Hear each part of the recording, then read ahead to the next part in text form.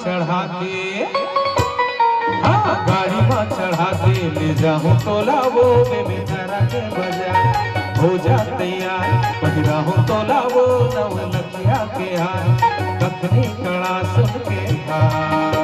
ले जाऊं तोला वो में तारा के बाजार, ले जाऊं तोला वो में तारा के बाजार।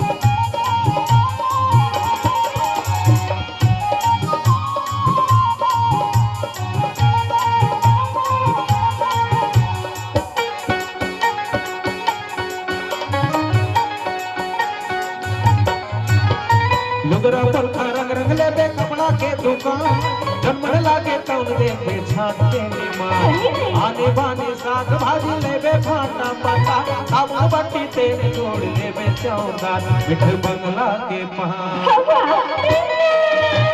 हो तोला वो में तारा के बाजार। हो जा तैयार पहिरा हो तोला वो नव लखिया के हार, कखनी कड़ा सुन के हार।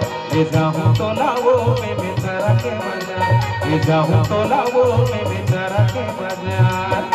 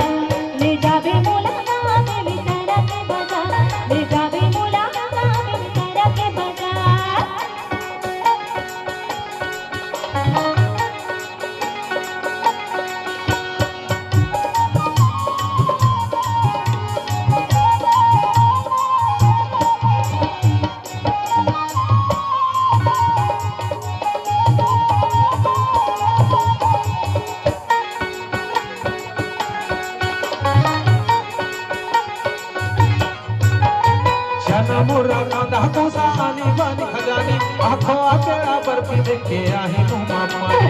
भीड़ भाड़ बाजार बढ़ी थे हाथ घर मुररानी, जन लागे तोला ना जगत हो जाही हलकानी। वीडियो सनीमा दिखाऊं तोला वो में तारा के बाजार। हो जा तैयार पहिरा हो तोला वो नव लखिया के हार, कखनी कड़ा सुन के हार। ले जाऊं तोला वो में तारा के बाजार, ले जाऊं तोला वो में तारा के बाजार।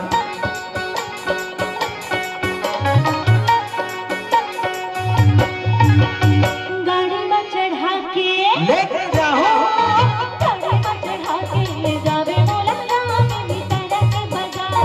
हो तैयार पहिरावे मोला नव लखिया के हार, कखनी कड़ा सुन के हार। ले जावे मोला में तारा के बाजार, ले जावे